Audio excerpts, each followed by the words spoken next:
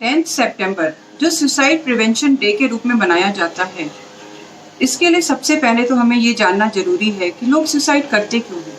Suicide के पीछे सबसे बड़ा रीज़न होता है डिप्रेशन।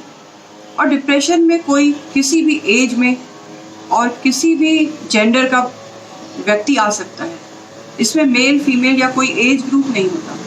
जैसे आजकल आप देख ही रहे हैं कि अच्छे अच्छे कॉलेज के बच्चे, एम्स और आईआईटी के बच्चे बहुत सुसाइड कर रहे हैं।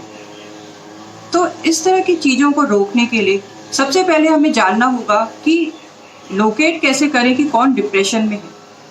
जो मैंने अपने अनुभव से जाना है कि डिप्रेशन में जो आता है वो बहुत शांत रहने लग जाता है, बहुत चुप चुप अपने में, किसी में इन्वॉल्व नहीं होगा वो बंदा।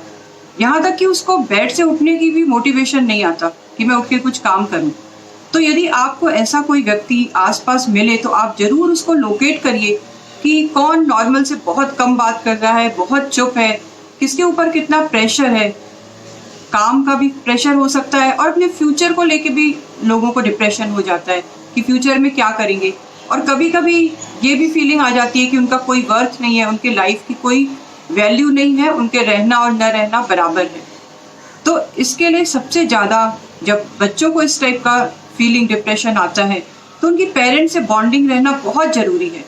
पेरेंट्स जितना उनसे फ्रेंडली बिहेव करेंगे, उनके हर एक्टिविटी में ध्यान देंगे, उनके साथ इन्वॉल्व होंगे, तो बच्चों को डिप्रेशन यदि आएगा भी तो उसका पता चल जाएगा। और जिस तरह से हम डेंटल चेकअप और आई चेकअप के लिए जाते हैं, इसी तरह हम थेरेपिस्ट के पास जाके उसका डिप्रेशन का इलाज कर सकते हैं, उसको दूर भगा सकते हैं।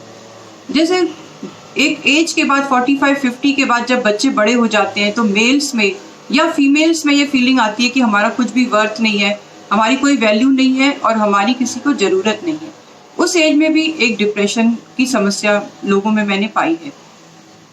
तो सबसे पहले डिप्रेशन वाले लोगों को लोकेट करें, उनकी जितनी उनसे बात कर सके, उनको वर्थ फील करा सके, उनको अच्छा महसूस करा सके।